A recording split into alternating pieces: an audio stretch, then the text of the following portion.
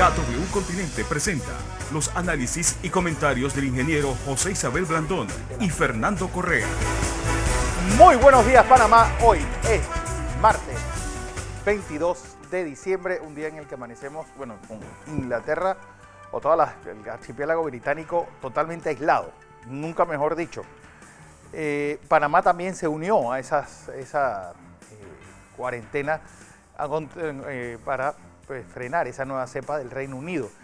El problema es que, por ejemplo, España ayer cerró sus aeropuertos, pero 487 vuelos llegaron el fin de semana procedente del Reino Unido. Una cepa que también apareció en Sudáfrica, está en Australia y que, tiene a los científicos dando vueltas de qué pasará. Un día en el que ayer, un espectáculo realmente extraordinario.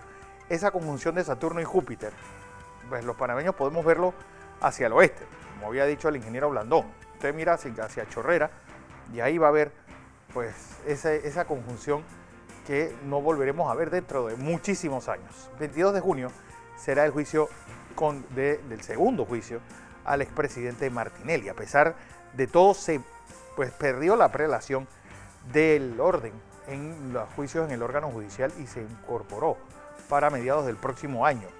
Un día también en el que el COVID sigue sin dar tregua. Hoy hay conferencia de prensa, se especula que se puede endurecer aún más la cuarentena. ¿Qué va a pasar? Hoy, a las 5 de la tarde, a las 6 de la tarde, ustedes pueden verlo a través de las pantallas de Next Noticias. Don José. Buenos días, Fernando. Buenos días. Oiga, ayer me mandaron a decir que solo la tía Mayín ha visto las dos. El de hace 800 años y va a ver el que ven en el 2080. Así me es. dijeron. Así es. Ya yo quisiera tener la energía que tiene Mayín a su escasa edad. Tierno. Yo no sé por qué la gente dice que a mí todavía si Mayín una mujer normal, está en su plena. Si usted quiere saber si Mayín está bien, métase con ella. No, escuche, a las 8 de la mañana KW Continente. Tiene la energía de alguien de 17 años y medio. Exacto. Bien. Bienvenidos a todos a KW Continente por radio y en Canal 21 Next TV. Oye, ya llegaron hoy los libros de las guerras del general a el hombre de la Mancha. Acuérdese que tiene un compromiso con la profesora Berta Torrijos de Arosemena. Y con su hermana. Sí. La mamá de... O su prima. Su prima. Su prima. Su sobrina. Su sobrina. La mamá de David Sayed. De David Sayed. Bien. Algunas cosas importantes se las vamos a ir contando a la medida en que usted va tomando su café tranquilo. Estos días son demenciales. Ayer hubo una protesta, Fernando, por ahí por el corredor norte y la gente se regresó en el carril inverso. Sí. Mire lo que todo esto genera. Bueno, tiran la calle, unos cuantos. Hoy Suntrack tiene movilizaciones desde las 7 de la mañana, así que... Y esa movilización tiene que ver mucho, cuidado. Ahora le explico, esas movilizaciones, usted se lo digo una vez, esa movilización tiene que ver mucho que las empresas de construcción no están recibiendo los pagos como consecuencia. No importa que usted les dé la orden a las empresas que los coloquen, o que les paguen las vacaciones, o que les paguen las deducciones, si no le pagan, ¿dónde van a sacar la plata? Entonces es un problema que se tiene que resolver. Ahí está el caso del aeropuerto, la línea 2 del metro, la línea 1. Hay una serie de empresas de construcción, empresas que están construyendo áreas por allá por el oeste. Hay que pagarles. Si no, ¿cómo vamos a poder contratar a la gente? Es una solicitud, incluso quería enviársela al ministro del MIDIO. Rogelio Paredes Robles, que hoy estará con nosotros. Bien. Ahora le hablamos a él sobre esto. Pero algunas cosas importantes están pasando en el mundo. Primero, el presidente electo de los Estados Unidos, Joe Biden, ayer se recibió su primera dosis de la vacuna Pfizer.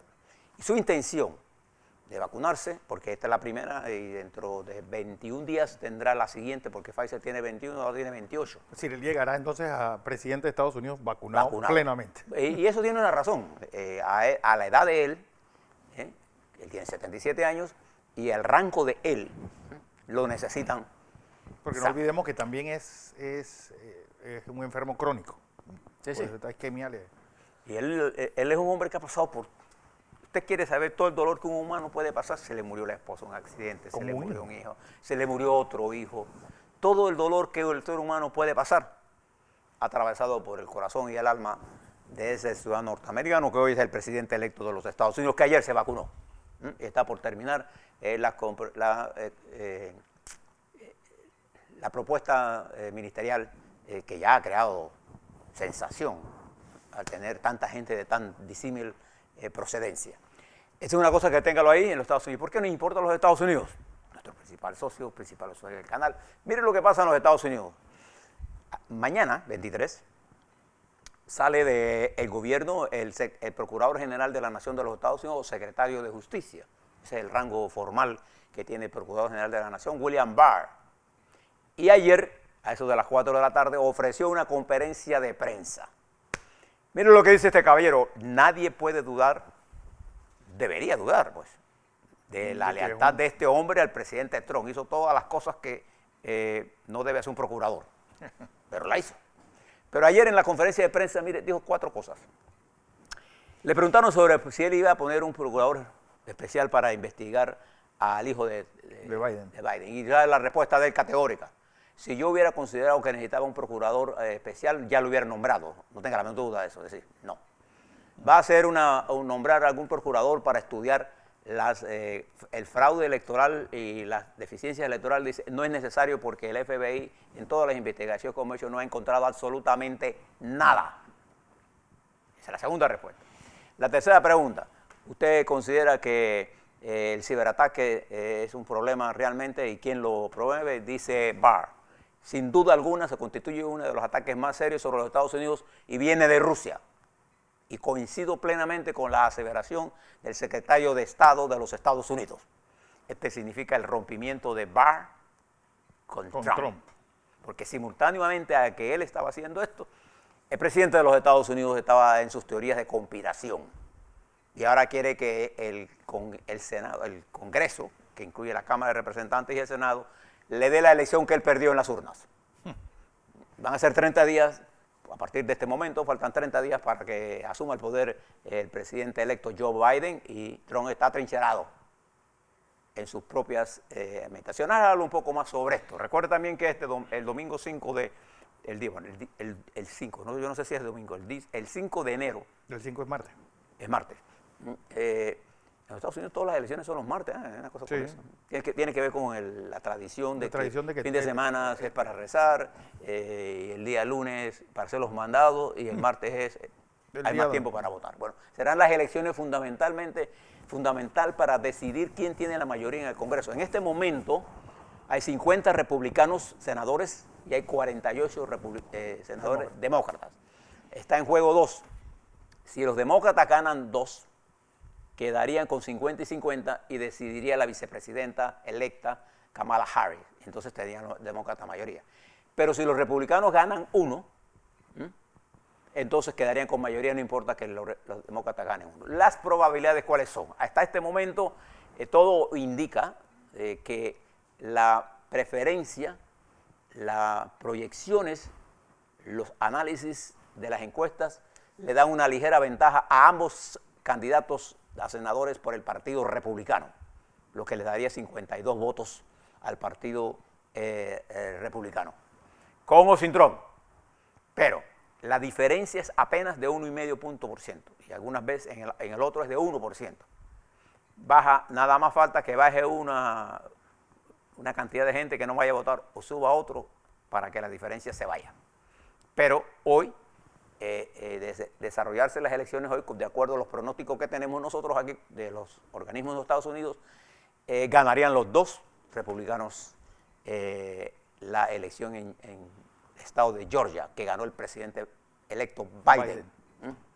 Y que Trump está apelando. Bien, en el plano internacional, algunas cosas están pasando de carácter muy serio, muy serio. La situación de Inglaterra, que fue donde se hizo público el desarrollo de una nueva cepa.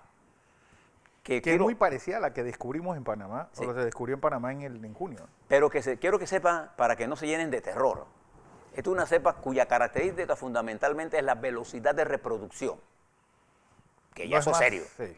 Es 70% más que el COVID-2 original, para darle un nombre al original, no lo tome tan al literal, al que conocemos, pues. La letalidad, la patogenicidad de ese virus pareciera no ser más que el que ya existía.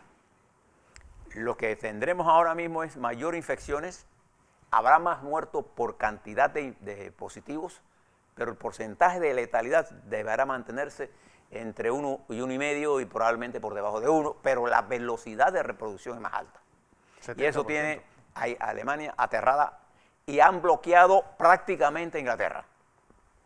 Y esto hizo que, como les contaba ayer, una reunión de urgencia del gabinete del presidente, del primer ministro Boris Johnson, que entre otras cosas está estudiando con Europa, porque esto será un Brexit sin salida, para que ustedes sepan. El domingo, desde que esto se planteó el sábado, el domingo, Fernando, había más de 500 camiones articulados esperando cruzar la frontera. Que ellos le llaman Tory, pero no sé por qué, es un slang inglés. Con ustedes esa palabra, Tory, son camiones articulados, más de 500 en línea en el puerto de Dover. Ahora hay menos, Dover, el puerto de Dover. Bueno, aquí tenemos él no solamente sabe de historia, es que él ha ido allá.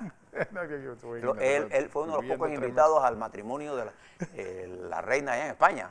Era un príncipe todavía. Para que vea con quién estamos bregando, ¿no? Entonces, esto generó, hoy hay 170 camiones. Usted se imagina esos camiones.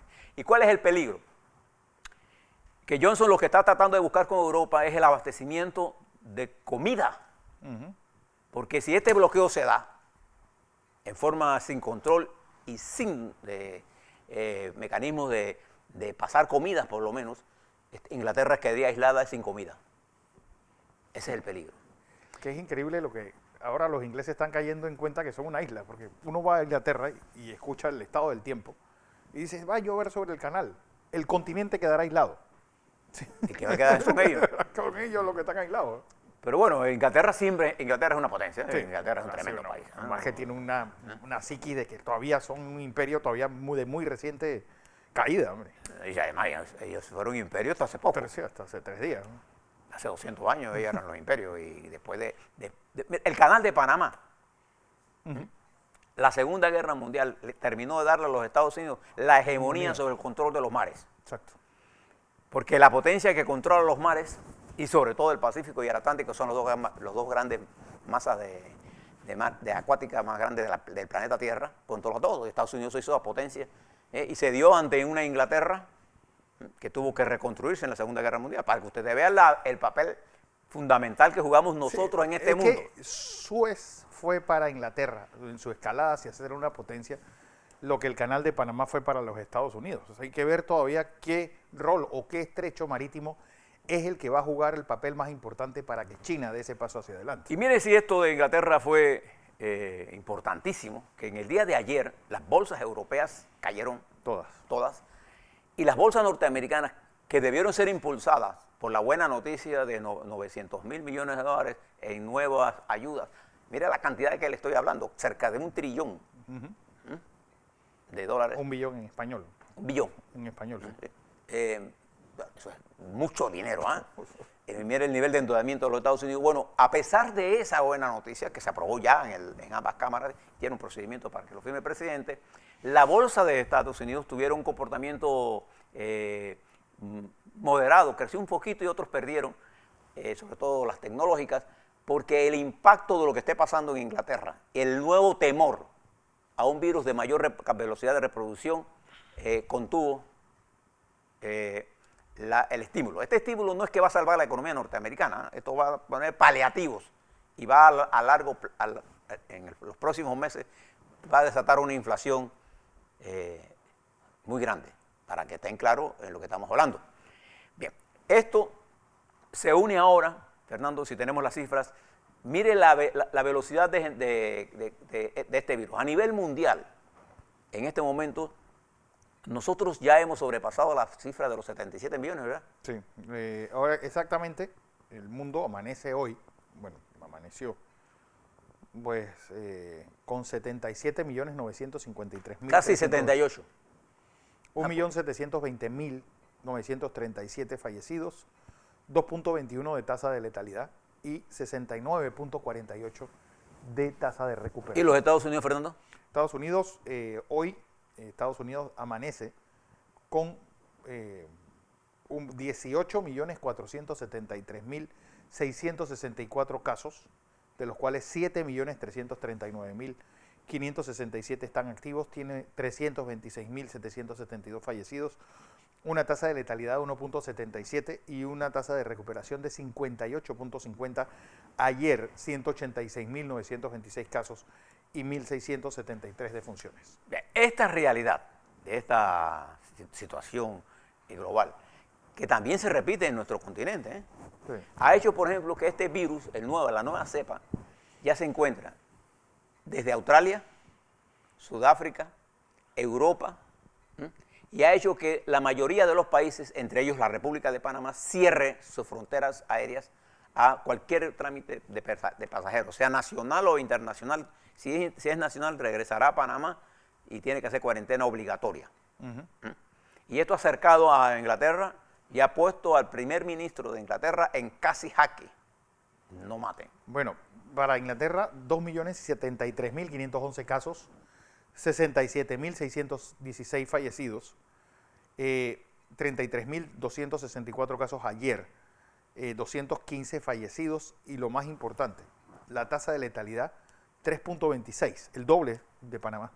Y esto que le estoy señalando es porque esta nueva cepa ha hecho que la mayoría de los países de Europa, de Asia y de África cierren medidas duras en la contención de este virus, impulsando la estrategia de mitigación, porque las vacunas, a la velocidad con que se están desarrollando, no van a tener un efecto en el virus directamente, sino por allá por abril, mayo, para Estados Unidos, países, para nosotros por allá por junio y julio. De manera que nosotros vamos a bregar con este virus por los próximos 6, 7 meses. El que le diga lo contrario, no le está diciendo las cosas como están pasando en el mundo. La velocidad es fácil decir, bueno, tenemos la vacuna, vamos a producir vacuna. Bueno, para producir la vacuna hay que tener los insumos para producir la vacuna, la logística casi precisa que debe tener usted para hacer esto en pleno invierno. Hay una nevada en el este de los Estados Unidos poderosa y eso detiene casi todo. Entonces esto va retardando las cosas y allá se va haciendo falta más. Lo que más golpea a los Estados Unidos en este momento, a pesar de y el silencio absoluto del presidente de los Estados Unidos, que no habla de esto, es el nivel de uso que están haciendo los pacientes afectados por el COVID, por el virus SARS-CoV-2, por el COVID, que llega por encima de los 100.000, poniendo una presión enorme sobre el sistema hospitalario de los Estados Unidos y en algunos estados ya sobrepasándolo. Nueva York, por ejemplo, va a volver a cerrar. México, la Ciudad de México, está cerrada. Está cerrada ya. Hay algunos otros países que no le importa, abren pues. Bueno, sí, sigamos retando al virus y no creyendo en lo que está ocurriendo y cuando venga el chancletazo, entonces vamos a ser responsables de todo. El mundo está en esta situación general. Ahora le voy a dar las cifras de nosotros que son tremendamente preocupantes con respecto a todas estas cosas. También, cambiando un poco el tema, ya vamos al terreno político. Fíjese que en medio de estas crisis, fíjese lo que está pasando en un país, hermano, y amigo, como el Estado de Israel. En Israel hay 3 elecciones y el señor Benjamín Netanyahu, que enfrenta juicio y que tiene la tendencia a no cumplir los acuerdos políticos que pacta, había llegado a un acuerdo con el general retirado Gantz para gobernar, pero él, según Gantz, no ha cumplido los acuerdos. Y ayer en la votación del Parlamento, de Knesset, no pudo tener los votos para poner el presupuesto. Y de acuerdo a la legislación israelita, si no se tienen los votos para armar, habría que pedir una extensión de tiempo. No se aprobó. Los dirigentes de los partidos, a pesar de que tanto Gantz como Netanyahu querían la prórroga, hubo una sublevación y votaron en contra de prorrogarlo. Y esto quiere decir que en el día de hoy se deberá decidir la disolución del Parlamento y el llamado a elecciones para allá para marzo del próximo año. Y ya va a haber fraccionamientos en el partido Likud porque ya Netanyahu va a tener retos. Esto es una situación que está dándose en medio de un Estado de Israel acosado por el COVID y por la recesión. Miren lo que estoy hablando. Y además en medio de una zona de conflicto y con un Estados Unidos sumergido en una crisis tan profunda que no tiene recursos para estar mandando tropas por todos lados. Sí. Vamos a mirar las cosas en su justa dimensión. Los retos que enfrenta el presidente Biden al asumir la presidencia son retos extraordinarios. En 100 días él tiene que disminuir la pandemia y buscar medidas para recuperar la economía de los Estados Unidos o dar el inicio de pasos importantes en la recuperación y restablecer un determinado nivel de equilibrio internacional que el presidente Trump ha roto con todas estas locuras de tomar decisiones al margen del uso multilateral, al alejarse de Europa, al tener una especie de complicidad silenciosa con Vladimir Putin, que le ha dejado hacer lo que le da la gana, al llevar esto de China a un nivel personal, de que él decide cuánto pone aranceles, a una guerra sin tomar en consideración el efecto que tienen los demás países,